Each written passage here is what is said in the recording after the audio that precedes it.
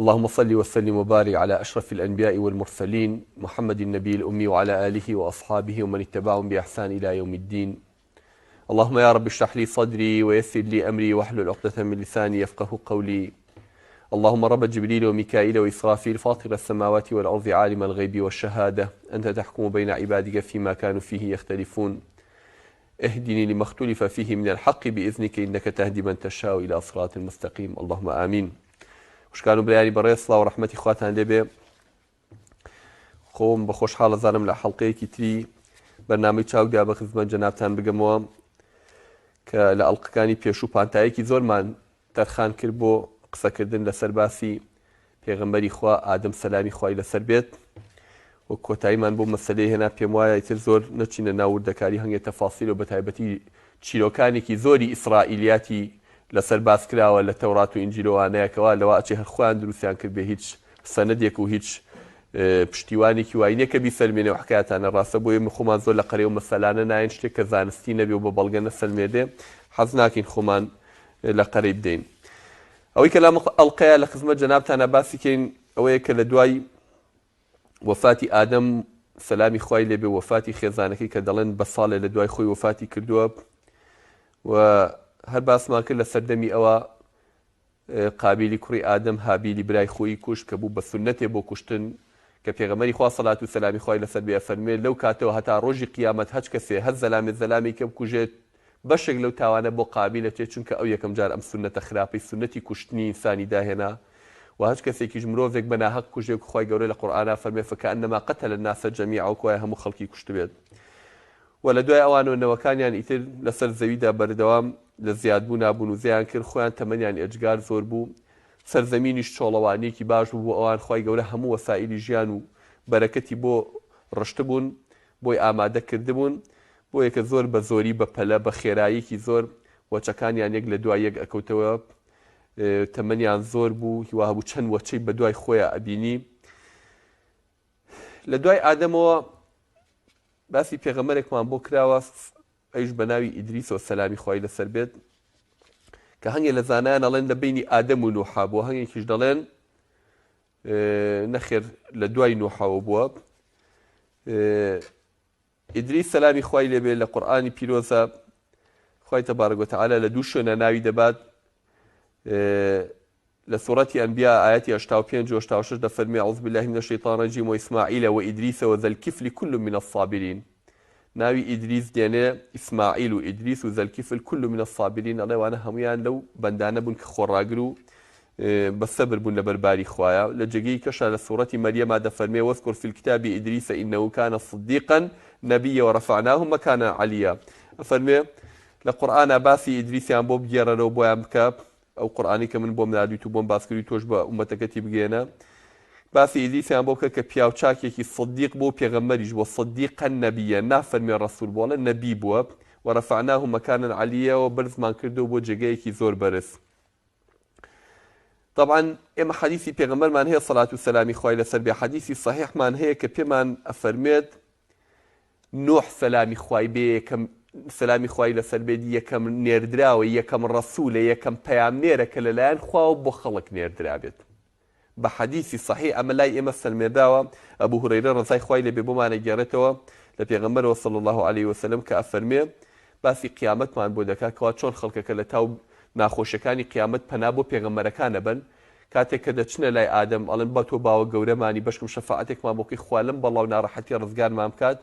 ئادەم بڵێ من نایرم شتیواکەم ئەم خەڵکە هەمووی بەهۆی گوناحەکەی منەوە ئاوا ڕۆژی بەم ڕۆژە ڕۆژە گەیشتەوە لەبەرەوە من نایرم شتیوا لە خوا پاڕێم و داوای شتیوا دەکەم چن بۆ لای نوح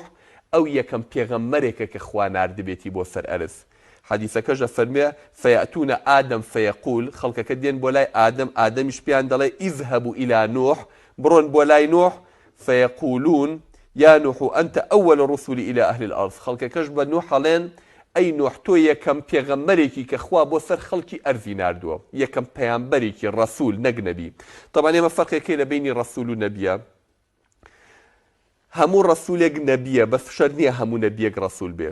نەبی ئەوەیە کە پەیوەندی هەیە لە بینی ئەو خوایە خوای گەورە واحی بۆ دەنێرە قسەی لەگەڵا دەکا بەڵام پەیامێکی تایبەتی نەیاوەتێک کە بینێرێ بۆ ئومەتێکی تایبەت ئەمە ئەنبیاءەکان بینی ئەوان و خوای تەبارەک وتەعالا وحی هەیە و پەیامبەر دێت و جوبرایل دێت سەلامی خوای لەسەر بێ و ئەوەی کە لە لای خوا و بێ فێریان دەکا و پێی دەگەێنێت. زۆربەی پێغەمبەرەکان لەسەر دینی یەکێک لە ڕەسوولەکانی پێش خۆیانن و ڕەسوولەکان زۆربەی زۆریان ئەوانەی کە نێردراون بۆ قەومی کافر و بێدین نێردراون. بەڵام ئەنبیاءەکان شەرت نییە عیلاقەیەکی بینی خۆی و خوایە لە ناو قەومێکایە پیا و چاکێکە پلەی پێغەمبەرایەتی پێدراوە لە بینی خۆی و خوایە وحی بۆ دێ جوبرایل دێ خوای گەورە قسەی لەگەڵا دەکات بە ڕێگەی پەیامەوە. بەڵام ڕەسوول خوای تەبارەک وتەعالا پلەی بەرزترە لە ئەنبیاءەکان بەچی بەوەی کەوا بێجگە لەو عیلاقێشی کە هەیەی لەگەڵ خوایە خوای گەورە تەکلیفی کردووە بە موهیمەیەک بە پەیامێک کە بیگێنێ بۆ خەڵکە و تایبەت نێردراوە بۆ قەومێکی کافریش بێ ئیمانیش هەتاکو پەیامی خوایان پێ بگەێنێت.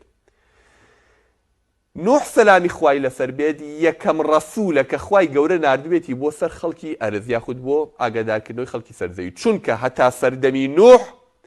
سەلامی خوای لەسەر بێت کافر لەسەر ئەرزان نەبووە. یعنی لە دوای ئادەمەوە لە ئادەم سەلامی خوای لێبێ ئەو نەوانەی کە خستویانەتەوە هەتاکو ئەگاتە نوح سەلامی خوای لێبێ قەومەکان کافر نەبوون کفرتیانە بڵاو نەبووتەوە باوەڕیان بەخوا هەبووە نزیک بوون لە ئادەمەوە هەواڵیان پێگەیشتووە ڕاستی شتەکانیان زانیوە کە خوای گەورە چۆن باوە گەورانی دروست کردووە لە بەهەشتەوە هێنایەتە سەرزەوی. بەڵام لە بینی نوح و ئادەمە کە پرسیان لە پێغەمبەری خوا کرێ صلی الله علیه وسلم لێ پرسن ئەی پێغەمبەری خوا لە بینی نوح و ئادەمە طبعا لە پێشا پرسیاری لێکەن ئەڵێن لە پرسیاری دەربارەی ئادەم لێکەنە فەرموون پێڵێن ئەی پێغەمبەری خوا ئادەم پێغەمبەر بووە؟ پێغەمبەری صلی الله علیه وسلم فەرمووی نەعەم مکەلەم معەلەم بەڵێ پێغەمبەرێک بووە قسەشی لەگەڵا کراوە خوای گەورە هەموو شتێکیشی فێر کردووە.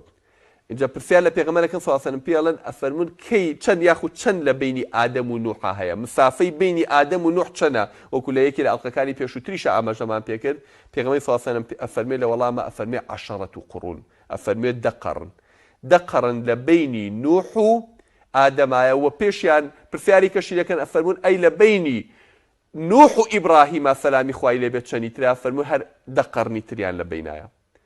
طبعا من لە صحیح بخاریشە بە صحیحی بە موقوفی لەسەر ابن عباس رضا و رحمەتی خوای لێبێ ابن عباس فەرمێ لە صحیح بخاریە هاتووە کە ابن عباس خۆیە فەرمێت کە ئەمە شتێک نیە لە خۆی بێڵێ بێ بیسبێتی لە پێغەمبەر صلی الله علیه وسلم ئەفەرمێت لە بینی ئادەم و نوحە دە قەڕن هەبووە بینی ئادەم و نوح دە قەڕن بووە. بەڵام ئیبن کەثیر ڕەزا و ڕەحمەتی خوای لێبێت پرسیارەکە دەڵێ قەڕن بە معنای چی؟ ئایا قەڕن بەو قەڕنەی کە لە لای ئێمەیە ماکاتە سەدانە ساڵ؟ یعنی ئەگەر وابێت بینی ئادەم و نوح 1000 ساڵەکات کە دە قەڕنیان بین بێ یاخود بینی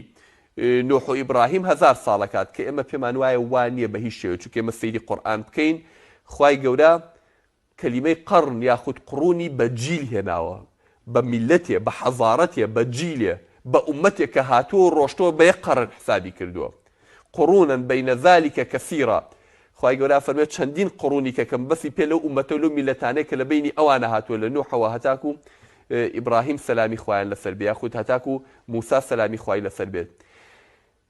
قەڕن بە معنای جیل دێت یعنی لە بینی نوح و ئادەما سەلامی خوایان لەسەر بێت دە جیل دە ئومەت هاتووە و تێپەڕیوە دە وەجبە جیل دە ئومەت لە دوای یەکە کە طبعا خەڵکی و کاتەش وەکو باسمانکردن تەمەنیان ئێجگار زۆر بووە و قەڵافەتیشیان ئێجگار گەورە بووە. خەڵکی و کاتە لە سەردەمی بینی ئادەم و نوحاکو لە هەنگێک لە ڕواتەکانە باسی عمری نوح و باسی ئادەممان بۆ ئەکرێت کە تەمەنیان لە دەوری 1000 ساڵا بۆ زیاتر کەمتر لەو دەورانەیە یعنی لانی کەم ئەکاتە دەوری 10,000 دانە ساڵەگە دە قەڕن بە عمری ئەوان بە دە جیلی ئەوان حسابکە کاتە نزیکی 10,000 ساڵ ئەگەر زیاتریش نەبێت لە بینی نوح و لە بینی ئادەما سەلامی خوایان لەسەر بێت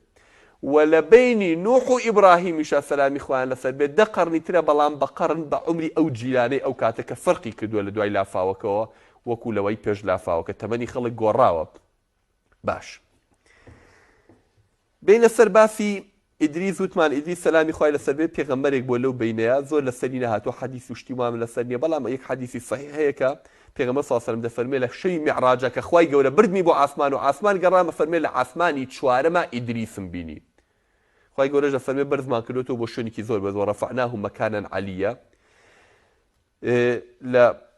صحیحی بخاریە هاتووە لەو باسی شەوی میعراجە پێغەمبەر صلی الله علیه و سلم فەرمێ فەئەتەینە السەماء الرابعە چینە ئاسمانی چوارەم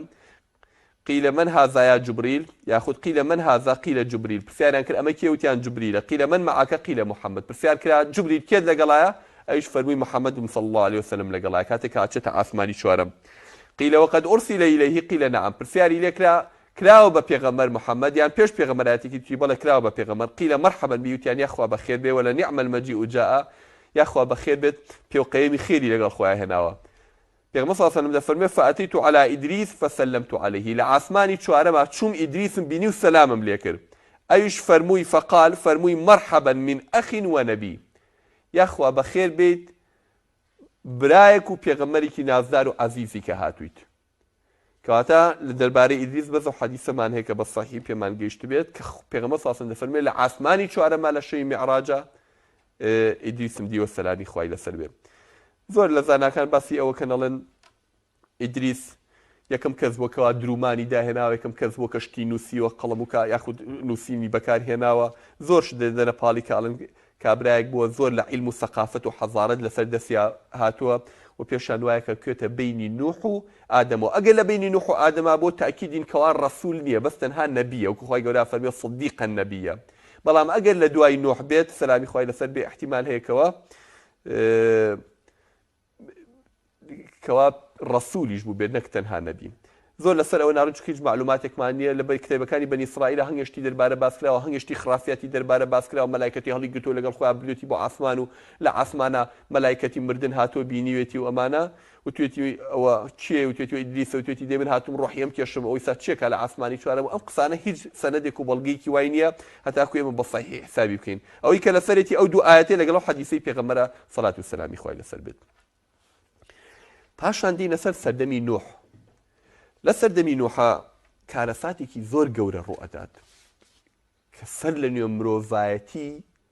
لە سفرەوە دەست پێ ئەکاتەوە کارەساتێکە کە پێویستە ئێمە کاتێ باسی هەموو بەسەرهاتەکانی بوونەوە دەکەین هەر لە باسی ئەو عەرشی خواوە کە خوای گەورە دروستی کردو و کورسیەکەی و چۆن ئاسمانەکانی دروست کردو چۆن زەوی دروست کردو دوای چۆن لەسەر زەوی مەخلوقاتی دروست کردو چۆن لەناو مەخلوقاتیش و کۆتایی مەخلوقاتەکان ئادەمی دروست کرد سەلامی خوای لەسەر بێ و زنجیرەی مرۆڤایەتی بەڕێکە و لەسەر زەویە لە کۆتایی تەمەنی زەویدا یەکێک لەو کارەساتە گەورانەی کە لە تەمەنی مرۆڤایەتیان ڕوویداوە لەو فترەی بینی ئادەم و ئێمەیە کارەساتێکە کە فترەی نوحە سەلامی خوای لەسەر بێ کە من پێم وایە تەقریبەن نەکاتە ناوەڕاستی تەمەنی مرۆڤایەتی ناوەڕاستی تەمەنی مرۆڤایەتیە ئەم کارەساتە ڕوویاوە چونکە ئەگەر بینی نوح و ئادەم دەوری 10,000 ساڵە بێک و باسمان کرد دەوری 10 قەڕن کە قەڕنی ئەو کاتە خەڵکی تەمەنی خەڵکی ئەو کاتە لە دەوری 1000 خولاوەتەوە لە دەوروبەری 1000 ساڵ زیاتر و کەمترا بووە دەتوانین تەقدیر بکەین بە 10,000 بۆ 15,000 ساڵ ئەو قەڕنانەی کە لە بینی ئادەم و نوحان سەلامی خوایان لەسەر بێ لە سەردەمی نوحا کافرێتی و بتپەرستێتی سەری هەڵدا لە ئادەمەوە تا گەیشتە نوح لە سەردەمی نوحا ئیتر خەڵک فێری کفر و شەریک بۆ خوا پەیاکردن بوون خوا پەنامان بە هەتا ئەو کاتە خەڵک گوناحبار بوون تاوانیان نەکرد وەکو چۆن قابیل برای خۆی کوژ بەس کافر نەبوو باوەڕی بەخوا هەبوو غەڵەتێ بوو کردی گریاش بۆ تاوانەکەی کە کردوێتی ئینسان تاوانێکرد لە ئادەمەوە لە حەواوە سەلامی خوایان لەسەر بێ هەر تاوانبار بۆ ئینسان کولو بەنی ئادەمە خەتا بەڵام وان باوەڕیان بەخوا هەبوو تۆبەیان کردووە بەڵام کفر وەکو کفرکردن و باوەڕ بەخوا نەبوون یا هاوڵدانان بۆ خوا و شەریک بۆ خوادانان لە سەردەمی نوحا بووە سەلامی خوای لەسەر بێت باش سەرەتایی بتپەرستێتی و کفرکردن لە سەردەمی نوحا و چۆن دەستی پێ کردووە ئەوەی کە بۆمانە گێڕنەوە ئیبن عەباس ڕەزا ڕەحمەتی خوای لێ بێ باسی دەکا بۆمان بازەکە دەفەرمێت پیاوچاکێکیان هەبووە بە ناوی وەدەوە کۆمەڵی پیاوچاکیان هەبوو یەکێکیان زۆر لە نایانە مەشهور بووە ناوی وەد بووە لە ناو قەومی نوح یاخود لەواچی ئەمە تۆزێ پێش قەومی نوح پێش ئەوەی نوحیش بێ بە پێغەمبەر سەلامی خوای لەسەر بێ ئەم پیاوچاکە لە ناویانە بووە خواناز بۆ خەڵک زۆر ڕێزیان لەگرتووە خۆشیان نیست زۆر بەدەم خەڵکەوە بووە کاتێکەوە فاتی کردووە خەڵک زۆر پێی بەتاقەت بوون وەکو هەچ کەسێکەوە میلەت دۆستە و میلەت خۆشەوێت سەرکردەیەکی باش بوو بۆ میلەتی خۆی پیاوچاکێکی خواناز بووە شەیتانی مەلعون ئەم شتەی ئیسفادە لێ کردو قۆسیێتیەوە ئەمەی لە لای خەڵک ڕێز داوەتی و هانی خەڵکی دا و فوی کردوتە خەڵک بۆی زیاتر تەقدیسی بکەن لە دوای مردنەکەی کە خەزانێتی خەڵک زۆر بووی بەتاقەتن ئەو خەیاڵاتی خسۆتە مێشکی هەنگێکەسەوە کە زیاتر لە حەدی خۆیان بیانە دڵسۆزی دەربڕن و هەنگێ لە ماستا و چیان بیانێ وەزعەکە گەورە بکەن و لەسەر حسابی ئەو خۆیان بەرنە پێشەوە هاتوون فکرەی چی هاتووە بە مێشکیانە کەوا هەیکەل ڕەسمی بۆ دروستکەن بۆ ئەم پیاو چاک تخوا باش شێوەکەیمان لەبیر نەچێتەوە تاکو لەبەر چاومانای تاکوی سازایی با هەیکەلێکی بۆ دروستکەین پەیکەرێکی بۆ دروستکەین ڕسمێکی بۆ داتاشین کەوا لە شێوەی خۆی بێت تاکو ئەم ڕسمە بمێنێتەوە لە ناومانە و وێنەی ئەم پیاو چاکە لە ناومانە بمێنێ بۆ معلوماتی بەڕێزیشتان هەرچی بتپەرسێتی بە مێژووی مرۆڤایەتیە لەسەر ئەرزە هەر هەمووی لە ڕسم و لە پەیکەرەوە سەری هەڵداوە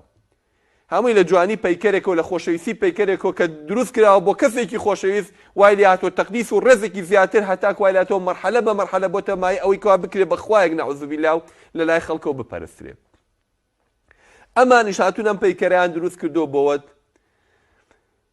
لە یادی چ ڕۆژەکەیان دانیشتون یادیان کردوێتەوە لە یادی ساڵ ڕۆژەکەیە هەموو ساڵێک لەو ڕۆژە یادیان کردوێتەوە ڕسمەکە جار لە دوای جار هەیکەلی تازەتر و گەورەتریان بۆ کردووە تاوای لاتوە زۆربەی ماڵەکان حەزیان کردووە هەر بۆ نمونە ڕسمێکی هەڵگرێن لە ماڵەکانی خۆیانە داینێن پەیکەرێکی بۆ داتاشن لە ناو ماڵەکانی خۆیان ئەم جارەوەیان لە هاتوو توانە بەخوا مەگە مبارەکە ئەم پیاوە هەچ کەسێ بچێت دەستێ بێنە بە پەیکەرەکە و داوای لێ بکا بیپارڕێتەوە ئیتر ئەوە یە بەدەمیەوە وای لاتۆ بووە بە بتێک و پیاوچاکەکار خۆی لەبیر چۆتەوە ئەم دار و تەختەی کە ئەمان دایان تاشیوە لەوێنەی ئەو پیاوچاکەیە کردوانە بەخوا نەعوذ بالله و داوای چاکبوونەوەی نەخۆش و داوای ڕزق و ڕۆزی و داوای نیعمەت و داوای بەرەکەت و داوای چی و چیان لێ کردوون ئالێرەوە بتپەرسێتی سەری هەڵداوە کۆمەڵە بتێکیان هەبوو بە ناوی وەد و یەغوث و یەعوق و ئەمانە پێنج بتیان هەبوو کە خوای گەورە لە قورئانە باسییانەکە کا فەرمێوە وتیان لا تەذەڕونە ئالیهەتەکم ولا تەذەڕونە وەدەن ولا سواعا ويغوث ويعوق ونسرا ئەم پێنج دانە وەد و سواع و یەغوث و یەعوق و نەسر ئەم پێنج دانە ئەمە بووە بەخوای نەعوذ بالله ڕسمی ئەم مەملەکەتە و ئەم خەڵکەی کە لە سەردەمی نوحا بووە باش ئالێرەوە خوای تەبارەک وەتەعالە کە ئەو خەڵکە بتپەرستێتی تیا بڵاو بوو هاوڵیان بۆ خوا و شەریکیان بۆ خوا بڕیاردا خوا پەناما بە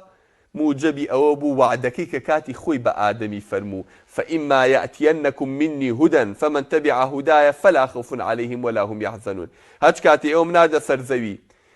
هیدایەتم بۆ نادن ڕێنمەیم بۆ کردنەوەی شوێن ڕێنمایەکانی من کەوێ ئەوە ترسیان لەسەر نییە و ڕزگاریانە بێ ئەوانەشی کەوا تەکذیبی ئاەتەکانی منەکەن ومن كفر وكذب بآياتنا فأولئك أصحاب النار هم فيها خالدون أو شي كوا كفر بآياتكاني خواكن وبدو يزان إتوانا بن بأهلي أقرب واتاتايتي عمنو أما الليرة وبطاوتي أما سلي بيويسي كرك خواي قولة بيغمبري كان بوب نيري أقداري أنكاتو إيو سرقردانينا بەرەو چی ئەڕۆندار و تەختەی چییە پەرستن بتێ بەدەستی خۆتان دایتاشن چۆنێکن بەخوا چۆن لەوانە پاڕێنەوە چۆن سیفاتی خوایەتی ذاتی ئەڵڵا دەن بەمان ئەوە بوو نوحی ناد سەلامی خوای لەسەر بێ بۆ ئەم قەومانە باش نوح زۆر لە قورئانە باس کراوە سەلامی خوای لەسەر بێت تەنانەت سوورەتێ لە قورئانە لە قورئانی پیرۆزە بە ناوی نوحەوە دانراوە ئێمە لە یەک دوو سوورەتە چیرۆکەکەی نوح هەڵەبژێرین تێپەڕبوونێکی سەریعەتی پێیا تێپەڕین لەسەر هەنگێ خاڵی گرنگ کەلام گرنگە لەسەری دەوەستی لە سوورەتی عەرافە خوای تەبارەک وتەعالە فەرمی ئەعوذ بالله من الشیطان الرجیم لقد أرسلنا نوحا إلى قومه نوحمان نار بۆ قەومەکەی خۆی فقال يا قوم اعبدوا الله پێیوتن قەومەکەم خوا پەرستن ما لكم من إله غيري أو هیچ خوایەکی تر نییە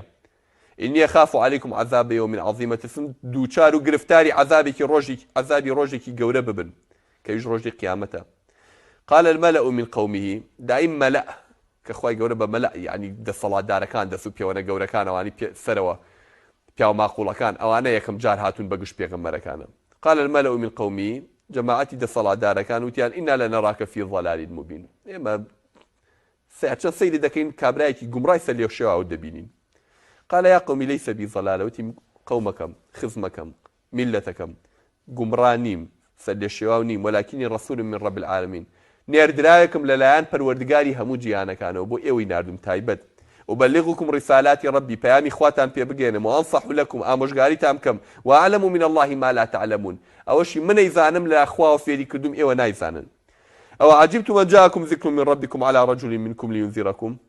لاتان غەریبە کە خوای گەورە پەیام بنێرێت و ئاگادارتان کاتەوە لە ڕێگەی پیاوێک لە ناو خۆتانە وەلیتەتەقوا لعلكم ترحمون تا خۆتان لە شتی خراپ پارێزن و بەڵکو خوای گەورە ڕەحمتان پێ بکات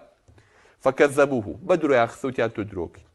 فأنجيناه ڕزگار ما کرد والذين معه في الفلك خۆی و ئەوانەی کە لەگەڵیا بوون ئەهلە ئیمانەکەی کە لەگەڵیا بوو خۆی و ئەوانمان لە پاپۆڕەکە لە بەلەمەکە قوتار کرد و ڕزگار کرد وأغرقنا الذين كذبوا بآياتنا إنهم كانوا قوما عمين ئەوانەشی کە گاڵتەیان بە ئاەتەکانی ما کرد و بە دووریان نەزانی ئەوانمان غەرق کردو لە ناوان برد. ئەمە بە کورتی قسەی نوح خوای گەورە نادی بۆ ئەم قەومە زۆر لەگەڵیانە خەریب بوو. خوای گەورە فەرمێ فەلەبیث فیهم 1000 سنة إلا 50 عاما 1000 ساڵ پەنجای لێکەم کە یعنی 950 دانە ساڵ ئەم پیاوە لەنا ئەم قەومە خەریکی داعوکاری بوو 950 دانە ساڵ بەس پێغەمبەرایەتی لە ناویانە کرد و ئامۆژگاری و نەسیحەتی ئەم میلەتە کافرەی کرد. بەدەم خۆشە بێنە بەرچای خۆ 950 دانە ساڵ پیاوێک بێت بە بەردەوامی فەرمانی خوا ئاەتەکانی خوا بەڵگەکانی خوا مناقەشەکردن لەگەڵ ئەم میلەتەیە بۆی هیدایەتیان بە قەناعەتیان پێ بکە کە خوا شەریکی نییە کەوا ئەم دار و تەختەی ئێوەی پەرستن خوا نییە. خوای ئێوە ئەوەی کە ئێوەی لە نەبوو هێناوەتە بوون و بەدیهێنەری عەرز و ئاسمانەکانە. باش فای نەبوو لەگەڵیانە. بینە سەر سوورەتی هود کە باسی ناردنی نوحەکە سەلامی خوای لەسەر بێت. ئەیش بە هەمان شێوە أفرمد لي يشاء ولقد أرسلنا نوحا إلى قومه إني لكم نذير مبين. أفرمي بدل نهاية ونوح ما نار بقومك تاجا داري عم كاتو قبل من هاتون بيدارتان كمو هوشتان ببرابين مو أن لا تعبدوا إلا الله كذنا برسنج قال الله نبيني أخاف عليكم عذاب يوم أليم أترسم كخواي قوري قرفتاري عذابك زور بآزارتان بكاد.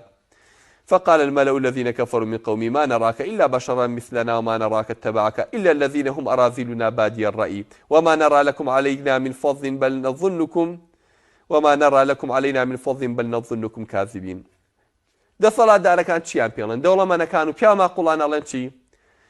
ئەڵێمە هەرچەند سەیری تۆکەین وانەی کە لە دەوری تۆن هەرچی ڕەش و ڕوت و بێدەسەڵات و ضعیف و لاوازەکان هەیە ئەوانەی کە لە ناوێمەیە هیچ ئەرزشێک و نرخێکیانی ئەمانە شوێن تۆ کەوتون. ئەمە چی نەمانە؟ ئەگەر تۆ هین بوویتایە ئەمانە شوێن تۆ ناکەوتن. وما نرى لكم علينا من فضل چەند سەیرتانەکەین هیچ شتێکتان تیان نێت تاکو ئێمە تانکەین بە گەورە و بە سەروەری خۆمان و ڕێزێکتان لێ بگرین بەل نەظنکم کاذبین بە درۆزنتان نەزانین دڵنیاین کە ئێوە درۆزنن. نوحش هەر بە ئوسلوبە پێغەمبەرانەکەی خۆی کە ئەمە ئوسلوبی هەموو پێغەمبەرێکە بەو نەرمیە و بەو هێواشی و بەو عەقڵ و بەو بەڵگەهێنانەوە لەسەر خۆیە قال يا قومي أرأيتم إن كنت على بينة من ربي وآتاني رحمة من عندي فعميت عليكم أنلزمكموها وأنتم لها كارهون. ئەدی من بڵێم چی کە ئێوە کوێرایتان داتوە خۆ ئەوانی هیدایەت داوە زۆر قەناعەتیان کردو ئێوە کوێرایتان داتوە خۆ بە زۆر نایکەمە بلتان بە زۆر بڵێم ئیلا زۆرم لەسەرتان نییە تاکو بە زۆر باوەڕتان پێبێنم بەخوا. ئەمانە فەقیر و ڕەش و ڕوتن دڵیان بە دنیا وەکو ئێوە متعەلق نییە ترسیوانێت دەسەڵاتەکەیان لە کیس بچێت ئێوە بەهۆی ئەوە کوێرایتان داتوە خۆ بە زۆر ناتوانم چی بکەم کام فەقیرانە خوا هیدایەتی ئەمانی داوە چونکە خۆیان تالیبی حەقیقەتن بەڵام ئێوە بەهۆی تەماعی دنیا و بەهۆی ئەو سەرۆت و سامانەی کاتانە کوێرایتان داتوە. ئەبێ دەسەڵاتەکەتان و لە ڕابواردنەکەتان و لە کەیف و سەفاکەتان هەڵگرن بۆ یەکەواکەن. ويا قوم لا أسألكم عليه مالا دوای ئەوە من داوای هیچ پارەیەک و هیچ پاداشێکم نەکردووە لەسەرەوە داوای هیچ شتێکم لێ نەکردوون لە بەرامبەرەوە تاکو لە دەسەڵاتی خۆتان بترسن. إن أجري إلا على الله پاداشی من هەر لەسەر خوایە وما أنا بطارد الذين آمنوا من توانای ئەوم نییە بتوانم ئەوانەی ئیمانیان هێناوە کە لەبەروی فەقیرن دەریاکەم. هەمان شتیش بە پێغەمبەری خۆمان صلی الله عليه وسلم بوترا. یعنی ئەگەرە دەوێت ئێمە گوێ لێ بگرین ئەبوو جەهل و ئەبوو لەهەب و عوتبۆمانەیانەوە ئەوێ ئەو ڕەش و ڕوتانە ئێمە چۆن بین لەگەڵ بیلال و لەگەڵ سوهەیب و لەگەڵ سەلمان و لەگەڵ نازام کێوکێومانە دانیشین کۆمەڵی عەبدە لە دەوری خۆک و کردوتەوە عەماری کوڕی یاسر و یاسری باوکی و نازام کێو ئەبێمانە لای خۆت و لا بەینجا بۆرە قسە لەگەڵ ئێمە یاکەم. هەمان شیش لە زەمانی نوح تاکو ئیسا ئەو کافرانەوانی کە باوەڕ بە پێغەمبەرەکان ناکەن دایموانن کەلوت بەرزن خاوەن دەسەڵاتن دەوڵەمەندن خۆیان بە خاوەنی هەموو شت دەزانن خۆیان لە خەڵک پێ گەورەترە خۆیان لە خەڵک پێ عاقڵترە لایەن عەجیبە گەرێکی بەڵێ من پێغەمبەرم خوا ناردوێت یاڵێ ئێمە دەوڵەمەندترین ئێمە عاقڵترین ئێمە دەسەڵاتدارترین خوا کەسی نەدۆزیەوە تۆ نەبێ بیکا بە پێغەمبەر و بینێرێ هەمان قسەی کە ئەبوو لە هەب بە برازاکەی خۆیەوە بە پێغەمبەریەوە صلی الله عليه وسلم ئەی باشە من لە تۆ دەوڵەمەندتر نیم لە تۆ خانەیانتر نیم لە تۆ ئەوەتر نیم لە تۆ ئەوەتر نیم خوا بۆچی توێ کردەوە بە پێغەمبەر تۆیەکی هەتی بێدایک و باوەک منەکە. ئەمە قیاسی عەقڵی ئەوانە مەلە و دەسەڵاتدار لەناو هەموو قەومەکانە بەم قیاساتانە مامەڵە لەگەڵ میلەت و لەگەڵ موسڵحەکانی ئومەتی خۆیان ناکەن. پاشان هەنگێ لەو مناقەشەی کە 950 ساڵی خیانۆ لە بینی نوح و لە بینی قەومەکەی خوای گەورە جاجات تۆزێکمان بۆ لێ ئەیگێڕێتەوە لە قورئانە. نوح سەلامی خوای لەسەر بێت بە قەومەکە لە یا قەومی لا ئەسألوکم عەلەیه مالە، داوای پارەم لێ نەکردوون، ئین ئەجریە ئیلا عەلی الله، پاداشی من لای خوایە، وما ئەنا بطارد الذین ئامنوا، من ناتوانم ئەوانە دەرکەم، ئینەهم ملاقو ڕەبیهم وەلاکین ئەراکم قەومەن تەجهەلون، ئەوان ناچنەوە بەردەمی خوای گەورە بەڵام ئێوە خۆتان بە عەقڵە بە ئەنقەذ بە دەستی خۆتان جاهیلەکەن، چاوی خۆتان کوێرەکەن لە حەقیقەتەکان. ويا قوم من ينصرني من الله إن طردتم أفلا تذكرون. باشا من أمانة دركم، أمانة دوستي خوان، أمانة باورم بخوان، أيوة باورم بخواني، من أمانة دركم دوستكاني خوا، جا من يعني إعلان الشر من قال خوايا كدو كيف أيامك يولد خوا قتار مكا. بيشتان نعلم ولا أقول لكم إن عندي خزائن الله، بيشتان نعلم هم خزينك عني خوا بدز منهم بيغمري خوان بعارضي خوم، تشي ميزة خزينك عني خوا تصرفكم وخواي جورا مني كدو بوكيل. ئاواکەم و ئاواکەم شتی وام نەوتووە ولا أعلم الغيب، پێشتان ناڵێم من غەیب بەزانم،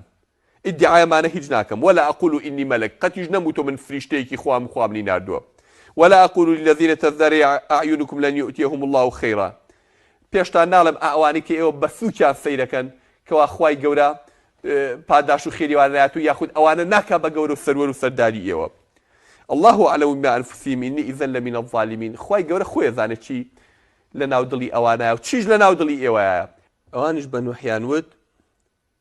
قالوا يا نوح قد جادلتنا فأكثرت جدالنا فأتنا بما تعدنا إن كنت من الصادقين. أي نوح بەڕاستی ئەمەندە دەمە لەگەڵا کردینەوە مێشکی سەرێ بردینە مەگە مجادلە لەگەڵا کردین 950 دانە ساڵ ئەم پێغەمبەرە نازدارە بە هەموو بەڵگەیەک و بە هەموو شێوەیەکی عەقلی بێ ئەم قەومەی ڕازیکە کە خوایەکیانێ و پەروەردگاریکیانێ و دەچنەوە لای ئەو حسابیان لەگەڵا ئەکاو ئەم دار و تەختەی ئەمانەی پەرستن ئەمە خوانیە، ئەم جارە لە دوای هەموو شتێک پێڵێن قد جادلتنا فأكثرت جدالنا، بەڕاستی مێشکی سەرێ بردین و ئەوە مجادلە لەگەڵا کردین فأتنا بما تعدنا إن كنت من الصادقين. دەبڕۆ کاکە ئەگەر ڕاستەکەی ئەو چی پێکرێ ئەو هەڕەشەی کە ئەڵێی خوا غەضەبتان لێگرێ و قڵبتانەکاتەوە و غەرقتانەکە و نەغرۆتانەکە دەبڕۆ بێنە دەیزانی خواکەت و تۆ چیتان پێکرێ نەعوذ بالله کە ئیتر ئەمە قسەی کافران کاتێک کە ئیتر لە بەڵگەیە ئەشکێ لە حوجەیە ئەشکێ دەبڕۆڵێ کوانێ دەبزانم خوا بۆ لە ناومان نابە، خوا بۆ ئەمان لێ ناکە، ئەم هەموو کفراکەین ئەم خراپەیەکەین خوا چیمان لێ ناکە. یعنی گەیشتنە ڕادەیەکی تر خوا پەنامە بەلەجاتی داوای ڕەحمەتی خوا و داوای بەزەی خوا بکەن، داوای بکەن کە خوا هیدایەتیان بە ئەگەر ڕاستە، کەچی داوای غەضەب و نیقمەتی خواکەن. خوای گەورەش وەحیێنێرێ بۆ پێغەمبەرەکەی ئەڵێ وأوحي إلى نوح أنه لن يؤمن من قومك إلا من قد آمن. أي نوح باش بزانە ئیتر لە غەیری ئەوەی کە ئیسا ئیمانیە ناودووە کەسی کە ئیمان نایەنێ، ئیتر خەفەت بۆ ئانە مەخۆ کە ئیمان نانن چونکە ئیتر من هەمیان لە ناوە بەم و هەمیان لە غەرقەکەم. وەخوای گەورە وەحی نارد بۆ نوح پێی فەرموو وەصنع الفولک بأعیوننا ووحینا، دەستکە بە دروستکردنی پاپۆڕەکەی کە ئاگادارم کردووی تۆ لێ پێشوەخت پێم وتویت، دەستکە بە دروستکردنی ئەم پاپۆڕە بەڵام چی بأعیوننا ووحینا، نەگوازانی بەلەمێکی شەق و شەڕانگە دروستی کرد و سێ چوار کەسە شەپۆلێکی ئاوە ڕزگاریان بیا بەلەمێکی بنەوە یا پاپۆڕێکی بنەوەی پاپۆڕێکە خوا فەرمێ لە ژێر چاودێری ئێمە و بە پێی ئەو وەحیەی کە من بۆ دەنێرم، یعنی دروستکردنی پاپۆڕەکە بە پێی وەحی خوایی. خوای گەورە ئاگاداری کرد و تۆ قیاسی چۆن بێ لە چنەوە عەدارێ چنەوە ئەمادەیەکی تیا بەکار بێنێ چۆن دروستی کە کە زۆربەی زاناکان قسەیان زۆرە لەسەر دروستکردنی و پاپۆڕە چونکە پاپۆڕێ بووە بەرگەی شەپۆلی گرتووە کە شەپۆلی هێندەی شاخەکان بەرز بووە بە قووەترین پاپۆڕ کە ئیسا لەسەر زەویە هەبێ، ئەوانەی کە پیانەوتی حامیلەی تائیرات و چەندین تیارە و پاپۆڕی حەربی و جەنگین بەرگەی هەڵچوونێکی دەریا ناگرن کە 20 مەتر شەپۆلی دەریاتیا بەرز بێتەوە. ئەگەر لە کاتێکە شەپۆلی دەریا 20 مەتر بەرز بێتەوە گەورەترین پاپۆڕی ئەم سەردەمە کە لە ئاسن و پۆڵاش دروست کرابێ و هەموو وەسائلی تیابێ بەرگەی ناگرێت، تەحملی ناکە ئەشکێت. ئەمەی کە خوای گەورە فێری نوحی ئەکا بۆ ئەوەی مرۆڤایەتی تیا لەسەر قوتار بکات، ئەم کۆمەڵە ئیماننارە نەک هەر ئەوان بەڵکو لە هەموو ئاژەڵەکان و لە تەیر و تیورەکان و باقی مەخلوقاتەکانی جووت هەڵیگرێ و ڕزگاری کا لە دەست ئەم لافاوە گەورەی کە سەرزەوی دەگرێتەوە و ئیتر بە تەواوەتی بنە بڕی ئەم مەخلوقاتانە ئەکات، ئەبێ باپۆڕە بێت تەحملی ئەم شەپۆلانە بکات کە خوا فەرمێ وهي تجري بهم في موج كالجبال. ئەفەرمێ پاپۆڕەکە ئەم خەڵکی هەڵگرتە بوو لەسەر شەپۆلێک کە هێندەی شاخەکان کەلجیبال وەکو شاخەکان بەرز بوو. دروستکردنی ئەم پاپۆڕە و ڕوودانی ئەم لافاوە گەورەیە ئەمەیە کە حەزەکەم لە ئاسیا بۆ سین و جێگەی قسە و باسە. بەڵام پێشەوەی بینە سەر جۆنێتی دروستکردنی ئەم پاپۆرە و سیفاتی ئەم پاپۆرە چییە و لافاوەکە چییە و عیلم دەربارەی ئەم لافاوە ئەڵێ چی و کەی بوو چۆن بوو لە کێوە دەستی پێکرد و لە کوێ کۆتایی هاتوو بەڵگەی زانستی چیە لە بەردەستمانە سەبارەت بەم لافاوە تۆفانە و تاریخەکەی لە کەیا بووە لە دەوری بەری کەیا بووە کە ماناگەر مقەدەر نەبێ هەمووی مەبەستمانە باسی بکەین چونکە کۆمەڵی حقایقی علمی تایە کەوا کابرایەکی نەخوێنەواری وەکو پێغەمبەر صلی الله عليه وسلم لە ناو دورگەی عەرەبیە ئەم معلوماتێکی ئاوا بە هیچ شێوەیەکی ئەوە نییە کەوا زەلامێک لە خۆیەوە دروستی بکات ئەگەر وحیێکی خوایی نەبێ و ئاگاداری لێ بکاتەوە هەری قسەیەک لەم قسانە چیرۆکی لەم چیرۆکانە وەکو چیرۆکی نوح سەلامی خوای لەسەر بێ گەورەترین بەڵگەی ڕاستی قورئانی پیرۆزە کە ئەم قورئانە لایەن خواوە هاتوو خوای گەورە پێغەمبەری صلی الله علیه و سلم لێ ئاگادار کردەوە نەگەوەی پێغەمبەر صلی الله علیه و سلم حکایەتی بێ لە خۆیەوە دروستی کردبێت باش با بگەڕێنەوە سەر ئوسلوبی مناقەشەکردن یاخود حیواری 950 ساڵەی نوح سەلامی خوای لەسەر بێ لەگەڵ قەومەکەیە لە سوورەتی نوح خوای گەورە بۆمان باس دەکات فەرمێ نوح بە قەومەکەی وت یاخود نوح شکاتی قەومەکەی لای خوایەکە لای پەروەردگاری خۆیەکە لە دەستی بەرز کردوتی پەروەردگارە قال ربي إني دعوت قومي ليلا ونهارا سکاڵای حاڵی بۆ پەروەردگار کردوتی پەروەردگارە ئەوە 950 دانە ساڵە شەو ڕۆژ ئەم قەومەم بانگەکەم بۆ لای تۆ شەو ڕۆژ ئاگاداریانەکەم و بێداریانەکەم و بەڵایەکی ئەوە گەورەتان لە پێشە کورە شەڕ لەگەڵ خوا ناکرێ فلم يزيدهم دعائي إلا فرارا حرچەند من بانگ مەکرد ئەوان زیاتر لە من هەڵا هاتوو لێم دوور دەکەوتنەوە وإني كلما دعوتهم هەر جارێ ئەی پەروەردگارە من ئەم خەڵکەم بانگ کرد بۆ لای تۆ نەسیحەت و ئامۆژگاری مەکردن کە خوا هەیە و مردن هەیە و قیامەت هەیە لێپرسینەوە هەیە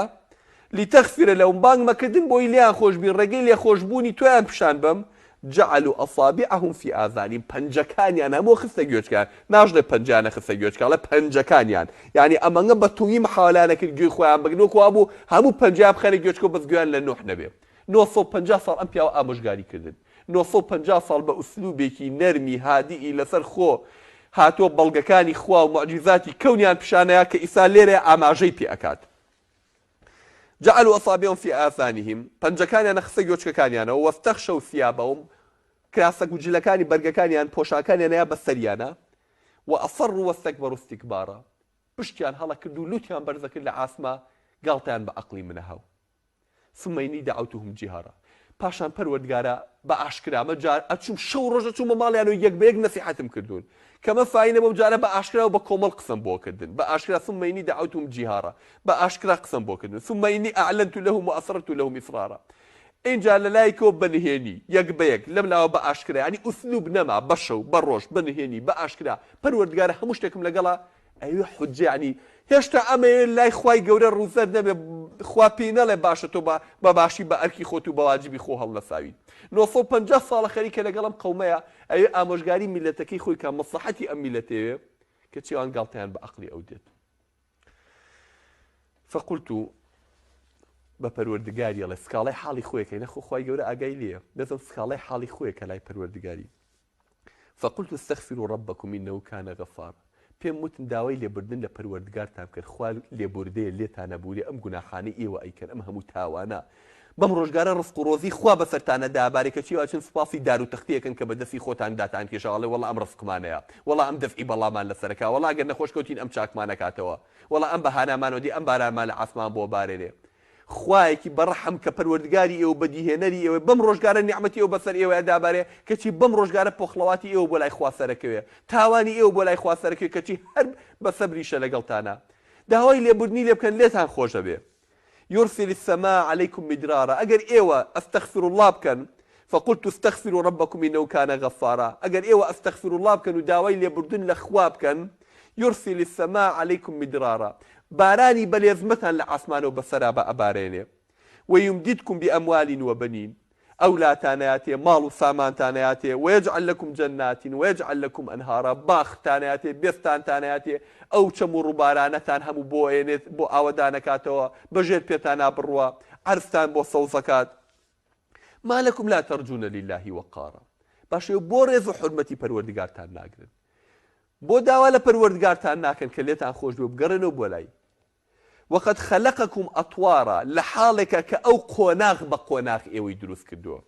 كأما خلقكم أطوارا قوناغ بقوناغ دروسي كردون خلقا من بعد خلق نشونيك فرمي في بطون أمهاتكم قوناغ لدواي قوناغ مرحلة لدواي مرحلة لإيوي دروس كردو لسكي دايكتانا خلقكم أطوارا أم خلقكم أطوارا قوناغ بقوناغا أما معلوماتك ككاتي خوي أمانة زاني ويانا يعني ئالێرەوە حەزەکەم سەرنجی جەنابتان ڕاکێشم فەردەمی قەومی نوح قەومێکی ئەوە نەبوون جاهیل و هیچ نەزان بن کۆمەڵێ وەحشی و کۆمەڵێ نازام چی بوون ئالێرەیە دوو هەواڵمان پێ ئەدا نوح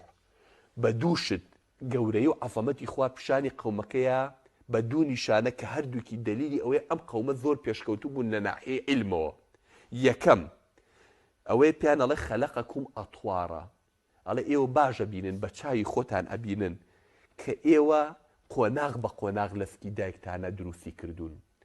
ئەطوارا یعنی تەور لە دوای تەور کە ئەمە شتێکە تازە زانراوە لە عیلمە ئەوان وایە نەزانی کە ئەمە هەر ئەو تۆیە چێتە سکی ئافرەتەوە بناڵە بچووکێکی تر خۆی لێوەکانە وردە و دە گەورە بێ خواڵێن نە قۆناغ بە قۆناغ مەرحەلەی توطفەیە بێ بە عەلەقا بێ بە مزغا بێ بە عیزام اینجا بێ بە گۆشت اینجا دوای ڕۆحی بە بەراکرێ قۆناغ بە قۆناغا دیارە ئەمان مەرحەلەی دروستبوونی مەراحیلی دروستبوونی مناڵیان لەسکی دایکازانی وکو معلوماتێکی عیلمی طبی هەیان بووە دوای ئەو معلوماتێکی زۆر غەریبتریان پێ ئەدا کە ئەمان جێی سەرسوڕمانە دەربارەی کەون دەربارەی ئاسمان پیان ئەڵێ ئەلم تەڕەو ئەرێوە نابینن يعني ئەوان دیانە ئەم حساباتانیان لەبەر چاوە بووە ئەلم تەڕەو كيف خلق الله 7 سماوات طباقا ئەرێ نابینن خوای گەورە چۆن حەو ئاسمانی طبق بە طبق لەسەر یەک دروست کردووە طبق بە طبق لەسەر یەک دیارە قەومی ئەو کاتە چووکە ئەڵێ ئەلم تەڕەو نابینن دیارە ئەوان ئەمەیان دیوە ئامێریان هەبووە پێشکەوتنیان هەبووە توانای لێکدانەوەی ئەویان هەبووە کە حەو ئاسمانیان طبق طبقەیە چونکە ئەوان بە درۆ نەخستوتەوە نە ئەوەی مناڵەکان بڵێ قسانە درۆیە تۆیکیت ئەڵێ فێرکە نابینن کە خوای گەورە ئاسمانی بە حەو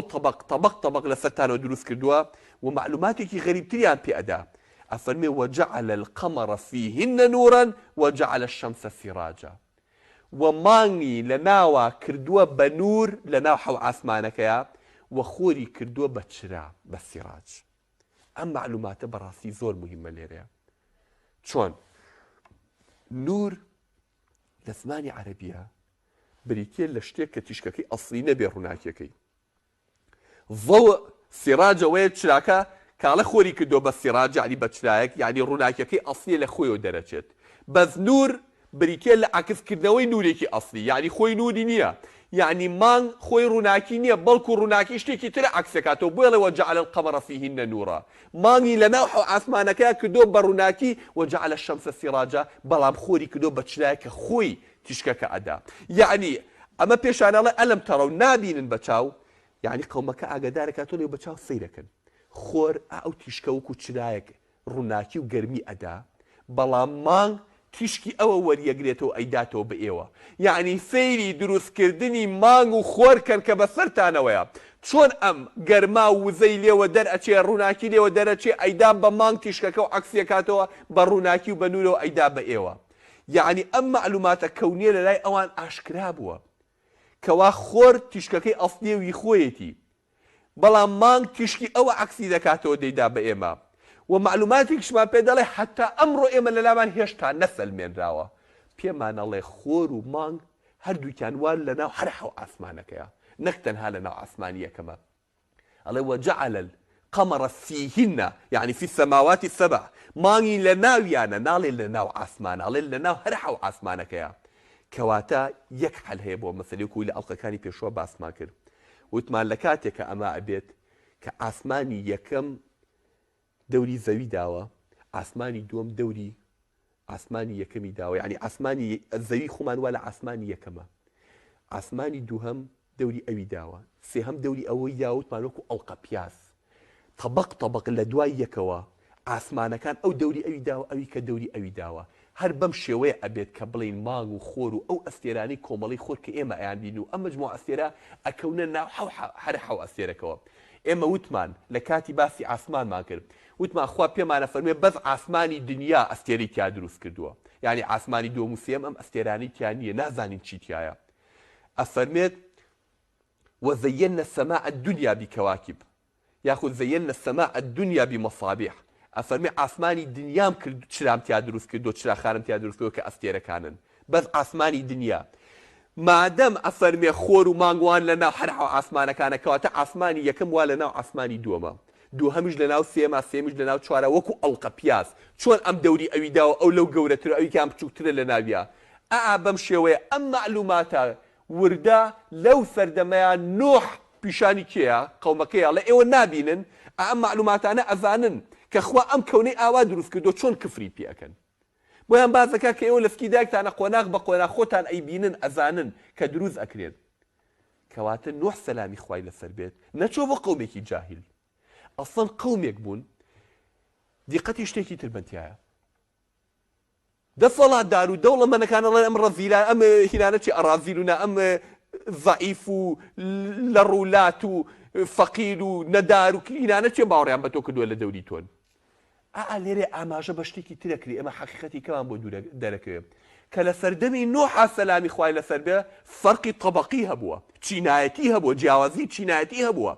یعنی ئەوە نەبووە خەڵکێکی کەم هەبێ لەسەر دنیای بەس تەنها عەشرە تێبوو بێ نوح چوو بێ هەنگی قسەی بۆ کرد بێت و تەواو نە لە هەنگێ لە ڕیواتەکانە بۆمان گێڕدراوەتەوە کە ئەڵێ قەرەباڵغێکی ئەجگار زۆر لەسەر زەویا هەبووە پانتایەکی زۆر لە گۆی زەوی پڕ بووە لە خەڵک بینی نوح و بینی ئادەم سەلامی خوای لەسەر بێ وتمان دەوری نزیکەی 10,000 ساڵانی کەم 10,000 ساڵە بێ خەڵکێکی زۆر بڵاو بۆتەوە لە دنیایە قەرەباڵغێک هەبووە وەکو ئەمڕۆ کە وای کردووە لە ناو یەک قەومە چینایەتی هەبێت دەوڵەمەنی گەورە هەبێت دەسەڵاتدار هەبێت فەقیر وەژاریش هەبێت ئەگەر دنیا چۆڵەوانی بووبایە بەس تەنهامانە عەشرەتیان لادیەک بووایە کە نوحی بۆ چووە فەرقی چینایەتی تیان نەبوو دوایمانە معلوماتێکی پێشکەوتویانە بۆ کە نوح ئاماژەی پێکە علمی ئەجینە و مناڵیان زانیوە کۆرپەزانیان زانیوە دوایەوە علمی ئاسمانیان زانیوە فەلەکیان زانیوە کە ئەمە ئیشەڵڵا ئەگەر ماین و نەمەدینە ئەڵقەی داهاتووە لە خزمەت جەنابتانە بە تەفسیل باسیەکەین کە ئەمانە قەومێ بوون دەسەڵاتی تەواویان هەبووە و دوای گەیتونێتە ئەو پەڕی دەسەڵات و لە خۆبایی بوونیان اینجا خوای گەورە نوحی بۆ ناردوون و تەحەدای کردوون و اینجا دەسەڵاتەکەی ئەوانی زەربی سفر کردو بە تۆفانی هەر هەمووی لەسەر عەرزا سڕیوەتەوە کە ئیشەڵڵا ئەگەر ماین و نەمەدینە ئەڵقەی داهاتووە بە تەفسیل باسیەکەین چۆنێتی و تۆفانە چۆن بوو لەکوێ بوو ئەم قەومە چیان بەسەر هاتووە أصلي مسألة كشون إن شاء الله العقيدات ولا خدمة جنابتنا أقل ما ينون مردين بكتي باسيكين أقول قولي هذا واستغفر الله لي ولكم.